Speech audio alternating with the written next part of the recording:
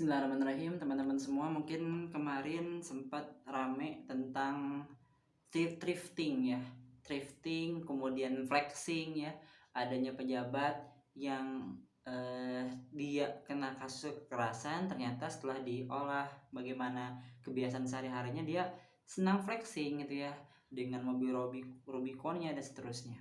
Dan budaya flexing ini sudah ramai sebelumnya juga, dimana orang-orang itu saling jual beli kendaraan-kendaraan mewah gitu ya, diupload di sosial media, dan sebagian menganggap ini flexing.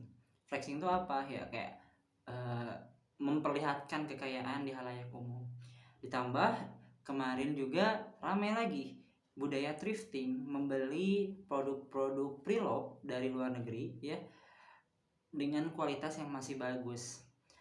Apa ini? Kenapa kemudian fenomena budaya ini bisa terjadi di tengah-tengah generasi muda hari ini? Kita berangkat dari alasan kemudian orang-orang melakukan atau melahirkan, menciptakan budaya ini, dimana keinginan untuk tervalidasi atas gorizah bako mereka atau naluri untuk eksistensi di hadapan orang-orang. Eksistensi yang kemudian menjadikan mereka seperti itu karena kapitalisme yang sudah tertajasut, sudah tertanam pada diri mereka. Kapitalis, pemikiran kapitalis Roksumaliun ya, dalam benaknya itu bahwasanya kebahagiaan diraih dari keberlimpahan harta, keberlimpahan materi gitu ya. Kebahagiaan diraih dari tren yang mereka pakai, baju trendy, fashion style yang mereka gunakan. Kebahagiaan berangkat dari sana, dan ini terlahir dari kapitalisme ya, sistem kapitalis yang sudah tertanam pada diri generasi muda hari ini.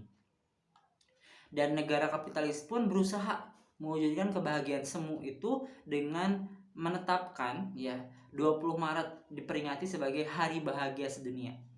Semu ya.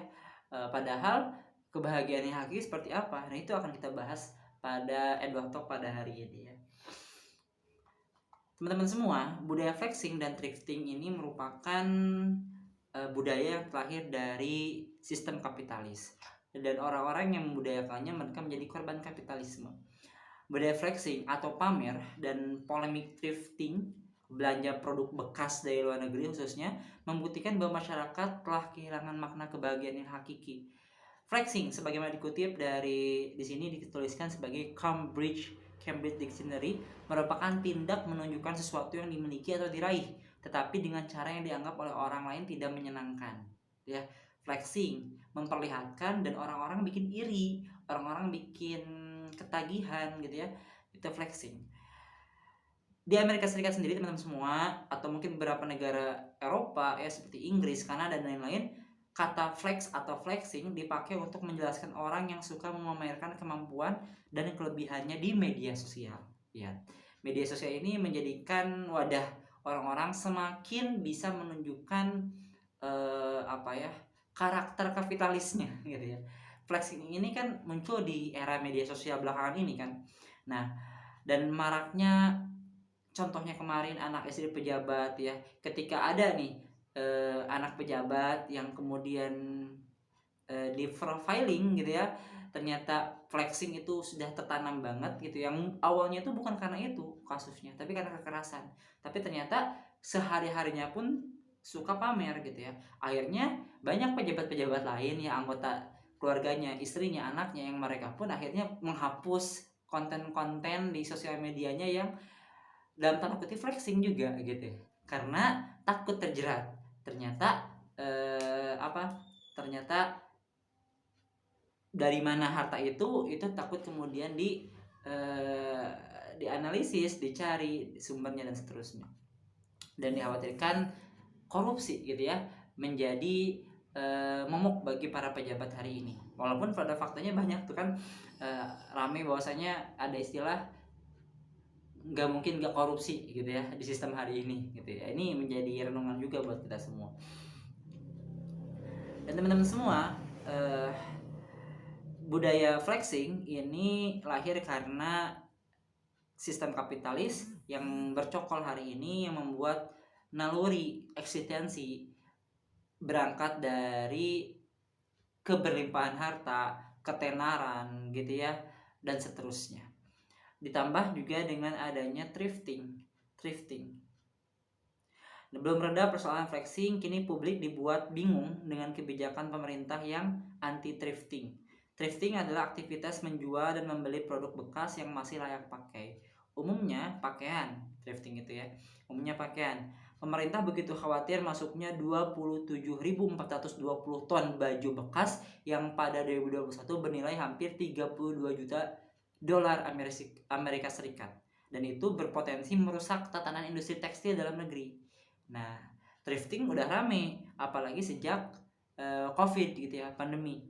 Ya, orang-orang banyak berselancar dan banyak membeli secara online baju-baju bekas khususnya yang itu disebut dengan thrifting dari luar negeri yang masih layak pakai dan secara fashion style itu kekinian, trendy karena berasal dari luar negeri. Orang-orang semakin banyak yang membeli dan secara harga pun jatuh jauh merosot ya dari harga aslinya, yang mungkin dari luar negeri harga barunya itu mahal banget gitu ya, ketika jadi bekas dan masih bagus padahal, tapi harganya merosot, sangat merosot gitu ya, sangat jatuh harganya jadi sangat murah. Akhirnya orang-orang pun dengan harga yang murah mendapatkan style yang trendy ke barat-baratan, akhirnya mereka lebih banyak untuk mengkonsumsi pakaian-pakaian thrifting. Tapi oleh pemerintah melihat hal ini berpotensi untuk merusak tatanan industri tekstil dalam negeri. Tapi teman-teman semua, sikap pemerintah ini tentu perlu kita kritisi. Alih-alih mengkhawatirkan keselamatan gaya hidup generasi muda, pemerintah justru fokus pada kekhawatiran ekonomi. Ya, akibat thrifting ini teman-teman semua, style kebarat-baratan dari pakaian ini berpotensi merusak keselamatan gaya hidup generasi muda. Ya, merusak merusak gaya hidup ya, kultur Indonesia, kemudian merusak secara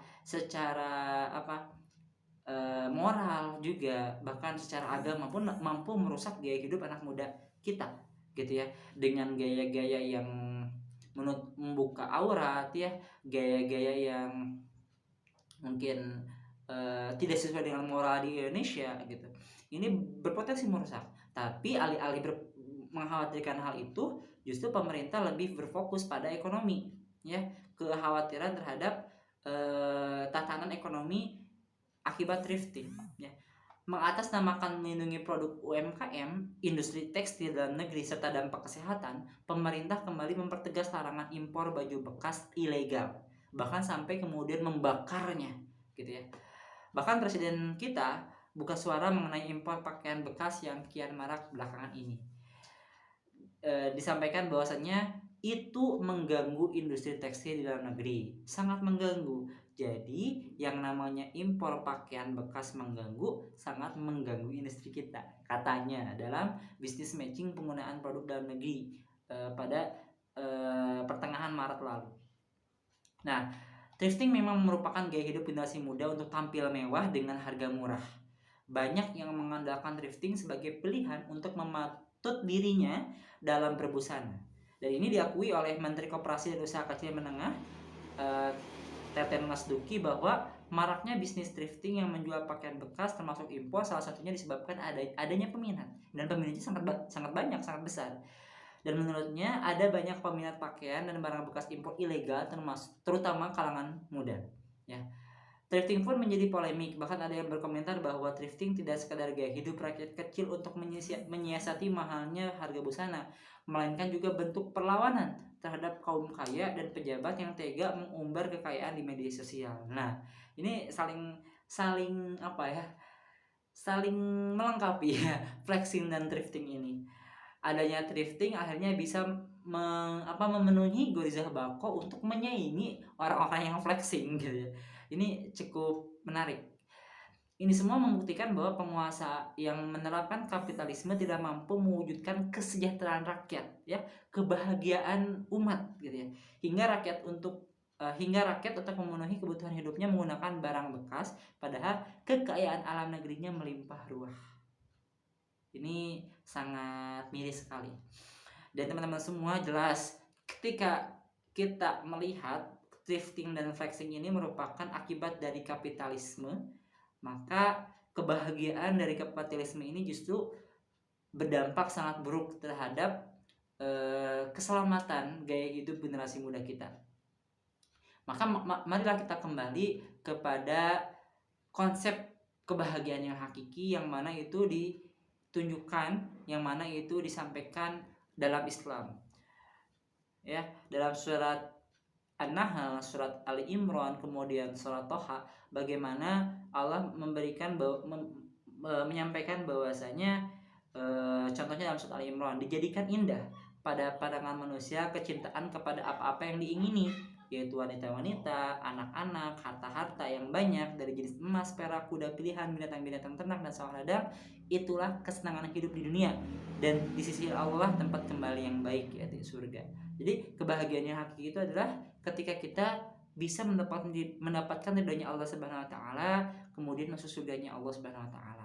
Bukan kebahagiaan kesenangan hidup di dunia seperti disebutkan dalam Al-Qur'an surat Ali Imran tadi, wanita-wanita, anak-anak, harta yang banyak ya, dan seterusnya. Dan itu merupakan ciri khas dari kapitalisme yang begitu senang memperlihatkan keberlimpahan harta ya, kecantikan ya, kelucuan anak bahkan gitu ya, hal-hal yang sifatnya materialis. Dan mudah-mudahan kita semua sebagai seorang muslim bisa terhindar dari tertanamnya tertanamnya kapitalis dalam hati dan pikiran kita, dan kita kembali menyadari bahwasanya kebahagiaan yang hakiki hanya ada pada ridhonya Allah Subhanahu wa taala. Barakallahu fikum. Assalamualaikum warahmatullahi wabarakatuh.